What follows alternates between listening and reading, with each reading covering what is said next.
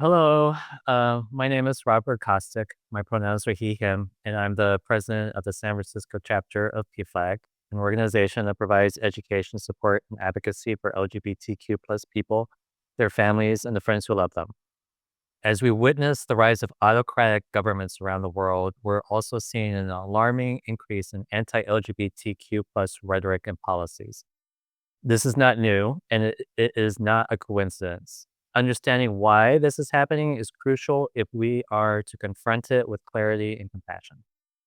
To help us do that, we're honored to welcome someone who has both lived through these realities and has devoted her scholarship to understanding them. It is my pleasure to introduce Dr. Alexandra Novitskaya. Born in the Soviet Union and raised in Russia, Alex is a scholar and translator whose research focuses on LGBTQ migration, asylum, and sexuality under authoritarian regimes. Her work has appeared in the Washington Post, The Conversation, and numerous academic journals. And she is currently completing a book on LGBTQ asylum seekers from post Soviet countries. Please join me in giving a warm welcome to Dr. Alex Novitskaya. Robert, thank you so much for such a sweet and wonderful introduction, and thank you everyone for coming and for joining me tonight. Um, so it is true that my main research focus and what I've been doing really for over 10 years by now is LGBTQ migration and especially the forced movements, displacement, refugees, LGBTQ asylum seekers from countries formerly in the Soviet Union. But I am going to talk more. Well, and so as you probably are aware, one of the main reasons why LGBTQ people are more are now among, not represented, but fairly well represented among the world's displaced populations, and especially among asylum seekers, who is bec- is because of growing homo and transphobia around the world and in the post-Soviet region specifically. And and growing homo and transphobia in the Soviet region and Russia specifically is what I plan to talk about today mostly. But please ask me questions during the Q&A about the experiences of LGBTQ asylum seekers from post-Soviet countries in the United States, which is something I can talk about also a lot. So if you're interested, please ask questions. But today I plan to talk about the reasons, right? The reasons for out migration and for, the reasons why LGBTQ Russians are now more and more likely to leave their country and to move somewhere else, including by seeking asylum. Um, so I'll say just a couple of things about myself, about my own background, and then we'll share my slides and and and then we'll see what I have to share with them. So I it's funny how I'm a scholar, I'm a researcher, I have a PhD in gender studies from Stony Brook University. I have wanted just to do gender studies research really since I was an undergraduate student in Russia almost 20 years ago. And there were no such programs in Russia back in the day, grad schools, that is, and even gender was not seen as a legitimate area of inquiry. And and that was one of the reasons why I left Russia back when I did. Not the main reason. The main reason was for me family reasons, but it was important too. It mattered. I knew that coming to this country, I could do right.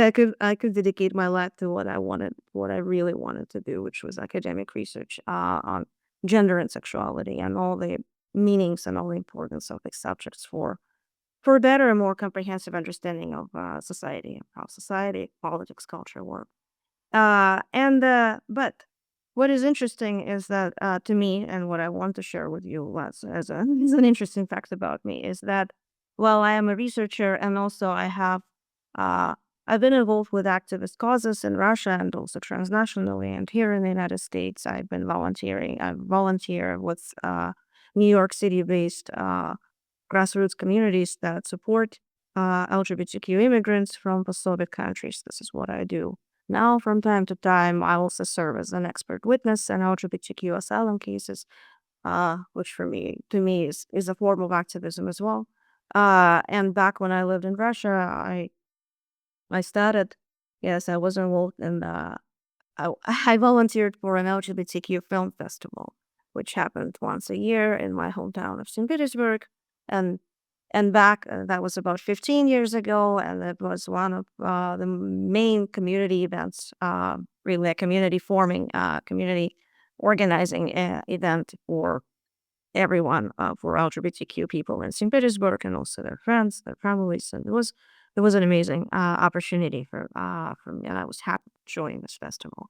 Now, as you, and so, and now I'm going to actually share my slides and start talking about what, well, and go to, yes, go to the first point I wanted to make today. Okay, so, all right. Can you see the pink slide? I think you can, right? Okay. All right. So while I left Russia over 10 years ago, but also stayed in touch with my friends there and my community there. And also as I was living in the United States and studying my graduate school and looking for subjects to write a dissertation about, this is when LGBTQ people from Russia and other post-Soviet countries started coming to the United States and especially to New York, where I lived, uh, in bigger and bigger numbers, and some of them meeting with me. And I thought that was, that was peculiar, but also perhaps not that peculiar when you take into consideration what started happening in Russia at the time with regards to LGBTQ rights.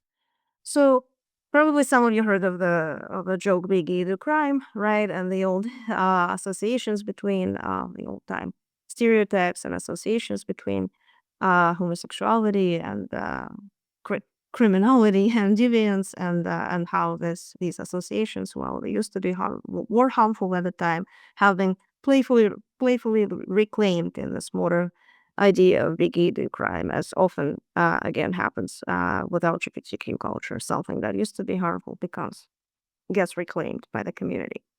Yet at the same time, criminalization of LGBTQ lives is not a laughing matter necessarily. But well, it doesn't happen. Well, it obviously is not a laughing matter. And in Russia, since the early 2010s, there has been a systemic, well, at first gradual, but then more and more like escalating criminalization of LGBTQ expression and LGBTQ visibility. Starting with the so-called gay propaganda bans that some of you might have heard about, which prohibit, since the early 2010s, first on the regional level, then federal gay propaganda bans, and then which have been expanded over the years. Uh, they essentially prohibit, well, really at this point, any LGBTQ visibility. So, resulting in wide censorship of LGBTQ themes from the arts, from film, from media overall, from the entire public sphere, but also leading to an implicit, well, maybe back in the day I'd say implicit, but now pretty much explicit, um, delegitimization of LGBTQ lives. That is resulting in the state condoning, sanctioning violence and discrimination against LGBTQ people.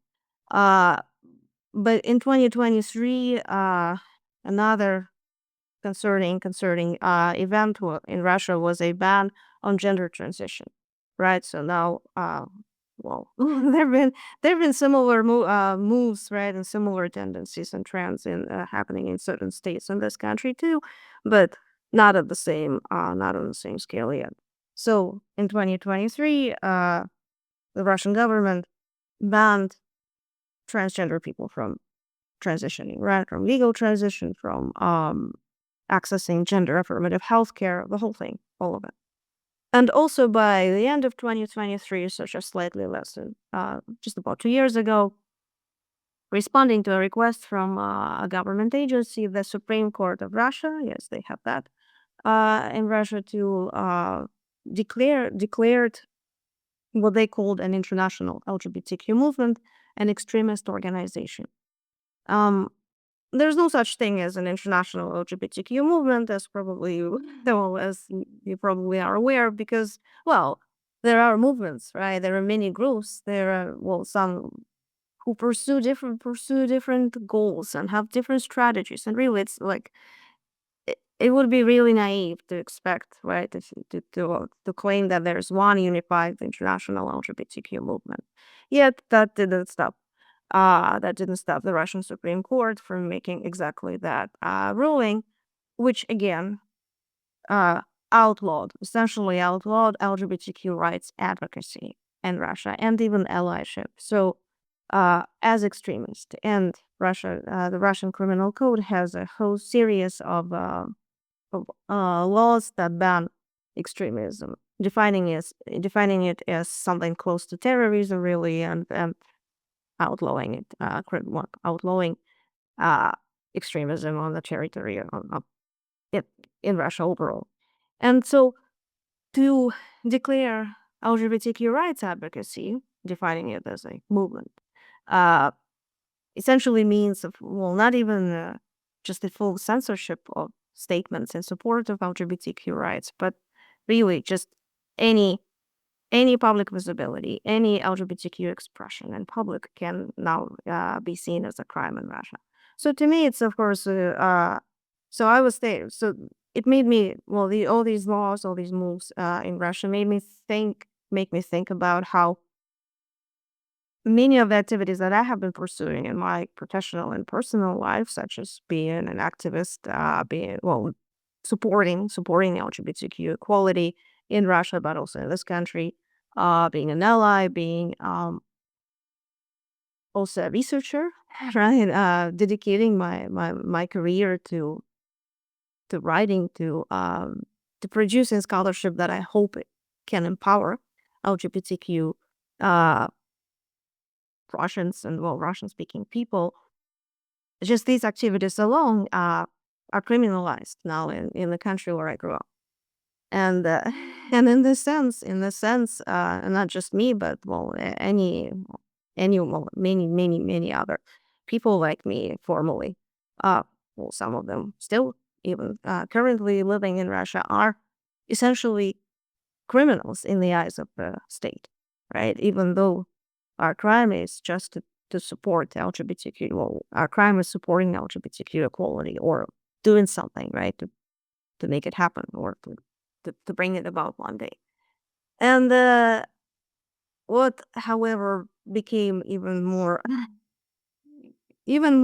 sadly very ironic to me over time is that I started noticing a very similar trends in this country too. Not identical, but similar. So, not even starting with the 2023 so-called Don't Say Gay law in Florida, which I'm sure, again, most of you have heard about, which is very similar to Russian gay propaganda laws, in that it censors discussions and represent of sexuality, any content, any information related to sexuality, and particularly to LGBTQ um, sexuality and identities, to children, and in educational context especially. Then an entire host of attacks, right, of comprehensive attacks on gender and sexual rights that we have witnessed in the past 10 months. I'm not going to read the entire list, but everyone who's heard of Project 2025, well, they know that this is what we have been observing and feeling the impact of, right? And so attacks on gender studies that the government, this country's government, has also begun to implement in the past, in the year 2025, are particularly concerning to me because, well, again, it's a very sad and ironic twist of fate for me personally to leave one country, again, for many reasons, but especially because I wanted to become a gender studies scholar, just to have made some accomplishments in that area, but then like just slightly over 10 years later to be faced with, somewhat of a similar threat.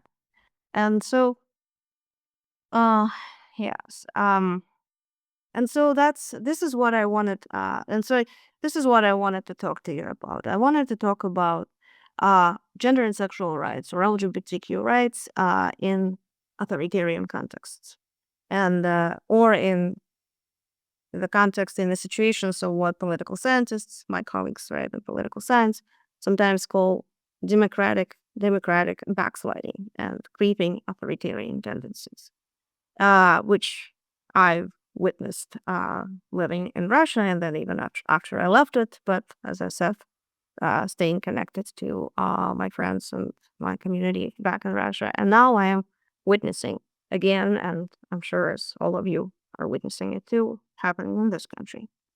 So for those who may be a little busy tonight and don't want to stay for the entire talk, although I hope you will stay.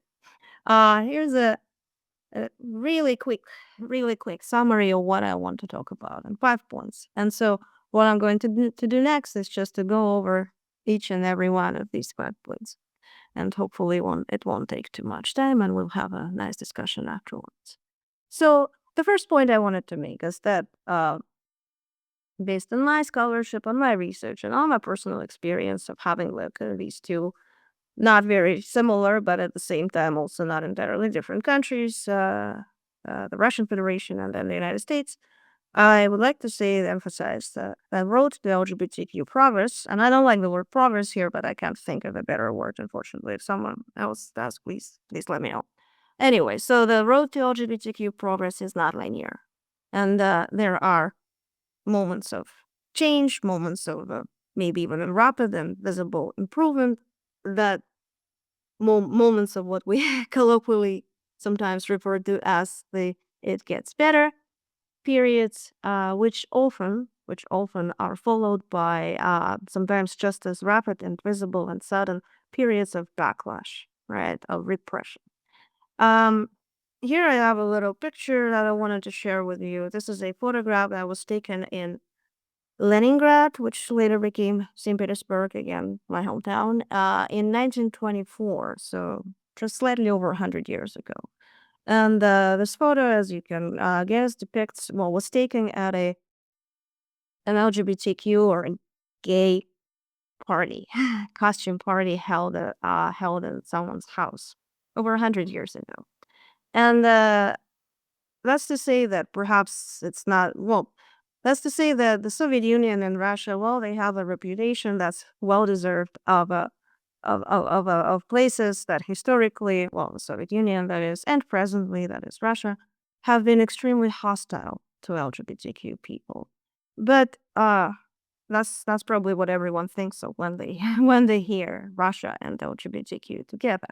But as a scholar, as a researcher, I'd like to dispel this reputation just a little bit, just to challenge it, right? As I'm making my bigger point about LGBTQ progress and advancement in LGBTQ equality, not being like just one and easy. It always gets better kind of story.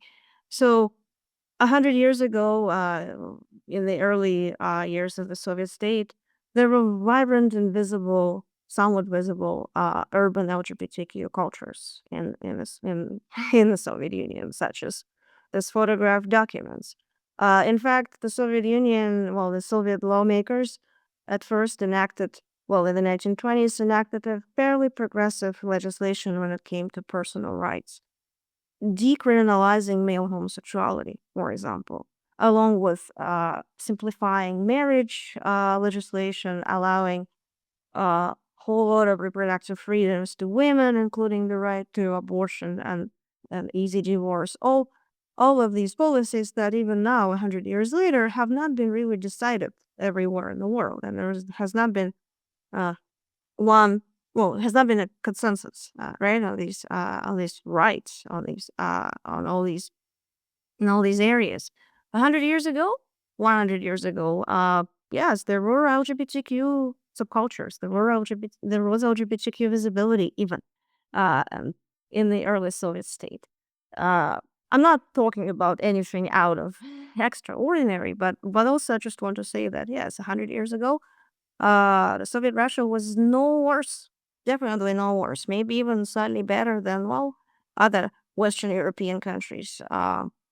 And so But well, similar to the Weimar German Republic, which I think you had just discussed in one of the previous events at PFLAG San Francisco. And then yes, but then what happened later is that by the 1930s, with Joseph Stalin coming to power and really just usurping all that power in the Communist Party and in the Soviet Union overall, uh, as the country became more and more totalitarian, social difference of any form became less and less tolerated, and LGBTQ people, perhaps even some of the individuals in this photograph, they unfortunately were one of the first targets of the newer, stricter, more repressive, much more repressive Soviet state.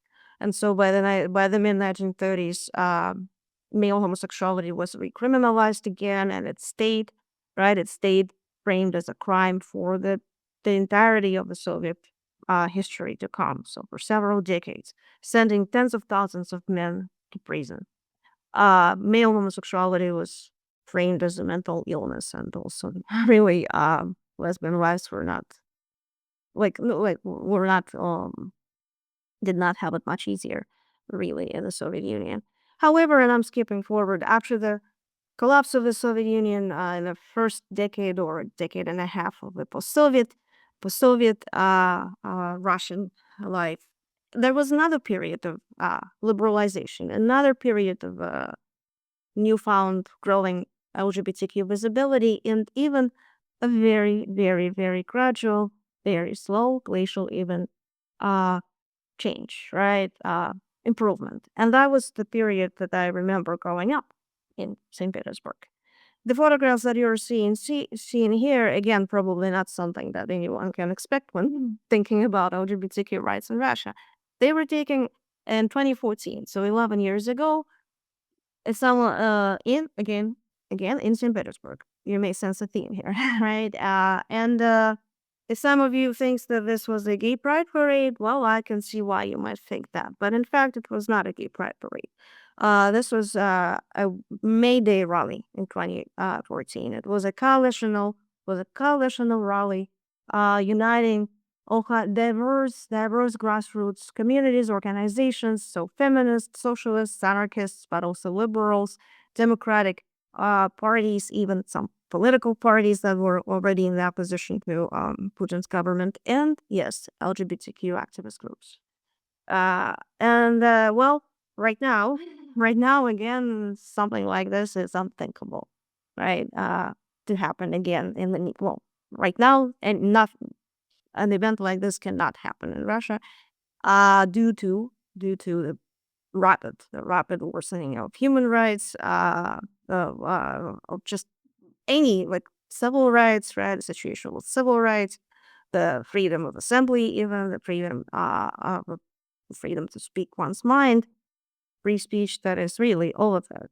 And with the growing criminalization of LGBTQ visibility that I mentioned earlier.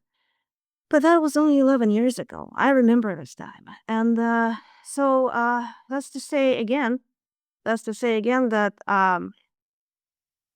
it's not well, my point here was that yes, there are periods of it gets better, and then there are periods of backlash in LGBTQ in the history of LGBTQ equality. And right now, it does look like we all are living through a period of backlash, not just in Russia, right, but also in this country.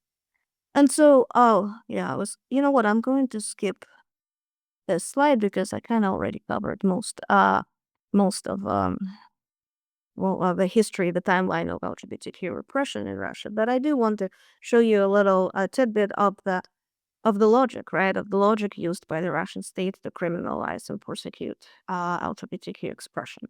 So, as I mentioned earlier, in 2023, the Russian Supreme Court ruled that the so-called international LGBTQ movement is an extremist organization involved in extremist activities meant to undermine, right, to threaten Russia as a nation, as a culture, and to undermine its future. We really to threaten its future. And you can see, you don't have to read the whole thing, and I'm not going to read it either. But you can see, especially like the emphasized sentences here, in how right? You can see how the Russian state, how the government frames LGBTQ activism. And the first thing that really is striking is that the framing is all about the foreign influences, right? Foreign influences, maybe even um, interference, right? Foreign interference, and uh, essentially alleging that the LGBTQ movement is just a way of foreign adversaries, right? And let's not point fingers, but you can imagine, and what country Russia views as its number one adversary, right? It's this country, right? And so uh, so then the LGBTQ movement and advocacy are framed here as the tools, right? As the tools of the United States, if you like, seeking to undermine Russia's independence, autonomy, and even threaten its very future. Because, well, the government defines the LGBTQ movement as a destructive ideological mechanism of influence, right? And a threat to the country's demographic situation, which, to translate in plain speak, means birth rates, right? And so this framing, of course, poses a huge problem, right? In that it really places LGBTQ Russians outside of the nation, right? It places them outside, denying them the very right to be citizens, right? The very right to belong to Russia as well as their homeland. And so I wonder if we could maybe during the Q&A think about parallels, or whether there are parallels between, well, this framing, right, a very hostile framing of LGBTQ uh, activism and really just LGBTQ individuals and communities in Russia, to how the government currently frames, for example, trans rights and trans activism and transgender individuals in this country. But let's leave that for the Q&A. Um, my second point is that gender and sexual rights are threatening to autocrats. Well, if you haven't guessed it by now, well, I'm pretty sure you have. So, in the act of shameless self-promotion, I can refer you to an article that I published with my colleagues a couple years ago in the conversation, exactly on this matter. But for those, again, who may not have the time to read it, I'll give you the gist of the article now. So with my colleagues, we think that gender and sexual rights, LGBTQ rights, but also women's rights, reproductive rights, are essentially about personal autonomy, right, and personal freedom. They are essentially rights to self-determination. They are the rights that individuals have. There are human rights that everyone should have in regards to deciding, well, whom to be with, right, whom to associate with romantically, intimately, uh, whom to create, right, build communities and families with. Uh, they are even, well, whether to, I don't know, get married or not to get married, whether to have children or not, and with whom, whether to, well, how to live, right, how to live. And when someone is aware of their bodily autonomy, right, of when somebody is in control of the decision making process when it comes to their own body and their personal freedoms, well, such individuals are much harder to control, I think. And then authoritarian regimes, as you know, it's all about control. It's about the political control, right? And the state, the government side, taking the political control from the people, and including the control the right to decide uh, matters of sometimes life and death of these people. So back to Russia. Well, as you know, for almost 4 years now, Russia has been waging a rather atrocious and cruel war against Ukraine, using uh, using up an immense amount of resources that should have been really had been much better used otherwise. sending, well, murdering Ukrainians every day, civilians, but also the military forces destroying Ukraine, its infrastructure, all that. But also to wage a war like this, right? To wage a territorial uh, invasion, a government must have an ability to control the bodies, right? To have the ability to claim the bodies of its people. Because again, it wouldn't be really that easy to convince a nation, a population of people, individuals who are aware of their own bodily autonomy, to go and invade a neighbor, right? One of their neighbors, and to fight on behalf of, I don't know, the government, right? Or on behalf of who knows what, and to lose their lives, right? To die, to become injured. It would be very difficult. And so, and this is the connection that I think is important, and this is the connection that I see here, right between the war in Ukraine, between Vladimir Putin's autocratic regime in Russia, and between Russian attacks on LGBTQ rights and all these continuing restrictions and criminalization of LGBTQ expression, visibility, activism, all that.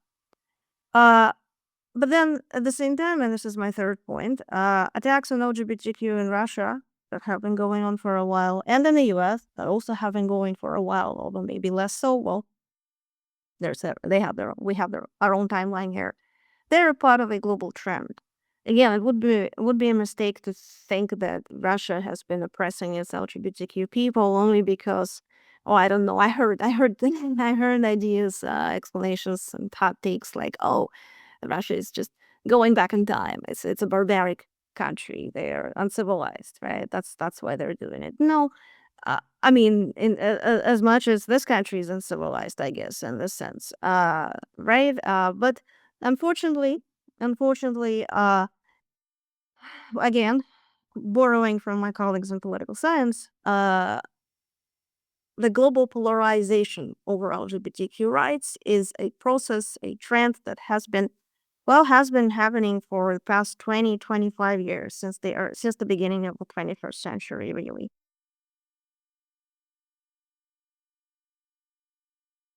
Meaning that, yeah, some for the greater acceptance and recognition of LGBTQ rights, right? Passing LGBTQ friendly legislations like allowing, well, marriage equality, like marriage equality laws, or gender self determination laws, and all the related anti discrimination laws, while other countries have been moving in the opposite direction. The illustration that I have here shows the global the polarization over LGBTQ rights in Europe, within the European Union. And so, but also this process sometimes it can be the same country, right? The same country can be at the same time moving toward, well, showing signs, right, of greater LGBTQ acceptance, but also uh, the opposite. And well, the United States would be a really good example here. Um, but also, and so, yeah, so what has been happening with regards to attacks on LGBTQ rights in the United States and in Russia too, but even also in the bigger scheme of things, what's been happening with regards to democratic backsliding, to these creeping authoritarian tendencies. It's also part of a bigger global process. So the United States or Russia are not really that unique or exceptional in this regard. Um, but not to sound like a total downer here, there are also global resistances to these processes. For example, in just 2 years ago, in 2023, Poland had a parliamentary elections when finally kicking, right, giving their very conservative anti-LGBTQ, anti-women's rights party Law and Justice the boot, right, the well-deserved boot. So, and this photo here, taken 2 years ago in Poland, illustrates the mood, the feeling, the vibe, if you like, of the Polish people as they voted the Law and Justice Party out, right? And look at the flags, right? You can see the flags: the Polish flag, the EU, the European Union flag, and what's that on the right, right? It's it's the rainbow flag. Um, so I mean, I'm keeping my fingers crossed. Again, I'm not I don't want to be an entirely I hope I don't sound naive. I'm just and I hope I don't leave you don't leave this talk with just only one takeaway of, oh well, it will pass, right? It shall pass. It will not pass unless we do something about it, but it is possible to resist. All right. Speaking of resistance strategies, another point, and I'm getting close to I'm getting close to being done, Robert, if you've been wondering. So my fourth point is that Russia and the United States are not the same, right? Despite all these similarities. And I think it's important to point it out. Why? I've seen many a hot take again from coming from experts, right? Or some experts who like to say things like that, oh well, Russia is a warning sign, right? Russia is like, or not even, I would also say that Russia can be seen as a warning sign. But the but what has happened and what has been happening in Russia, I don't think it's not likely that what we will see here, even if this government continues its attacks on LGBTQ rights, I don't think we'll see exactly the same outcome because the differences are just too great, right, between the two countries. Just as a very quick illustration, well, to support my point, is here's some infographics from some data snapshot from the movement. The Movement Advancement Project, a nonprofit dedicated to supporting democracy and equality in the United States, showing LGBTQ equality in America by state, right? Again, I don't need to spend too much time on it, but you can see, right? So just depending on where you are in this country, and depending also not even just on your gender or sexuality, but on a host of other factors that are just as important, such as, well, in this country it would be a person's racial or ethnic identity, their class, right, their financial background, their geographic location, there's health, their really, like, whether they are in a rural or an urban setting. All of these factors matter when we think about something like how mm, repressive, like the government anti-LGBTQ policies uh, may impact LGBTQ Americans. And this is what in feminist scholarship we call intersectionality, right? And and again, I want, and in Russia, well, historically, it's been different. The government, centralization, the vertical of power has been much more developed.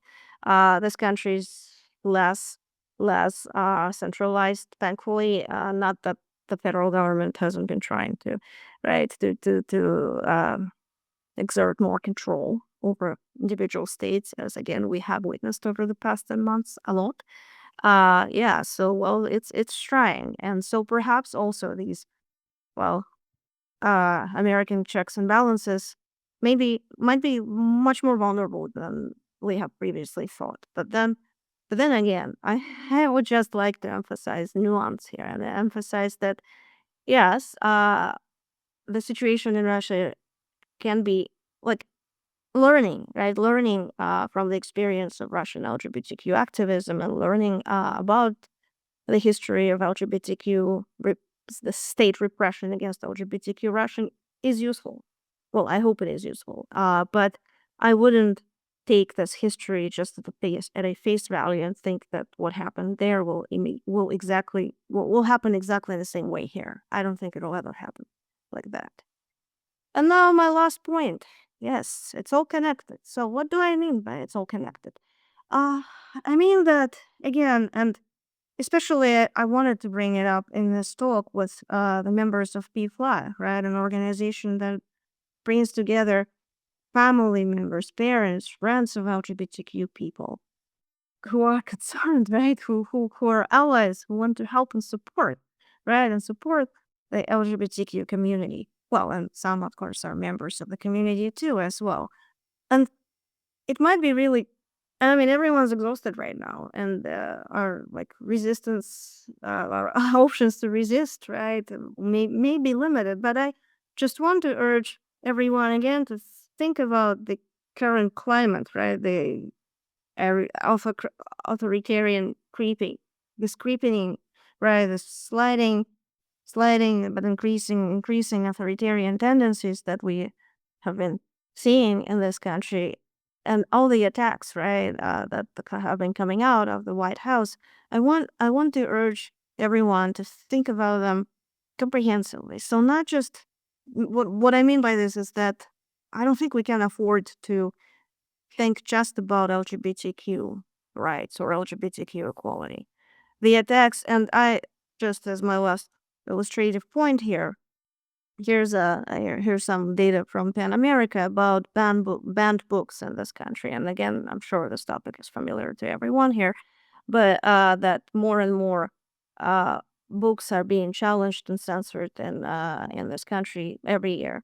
And but if we look at the content, right, of these banned books, we'll see that while LGBTQ themes and protagonists are often what gets a book on the banned, what gets a book challenged, it's not just that, right? There are other subjects that are also uh, very well represented on the in this graph, including anything that has to do with race or racism, with the experiences of people of color, um, these or rights and activism, right? So these are also topics that conservatives, that the right leaning individuals or like entities may want to challenge.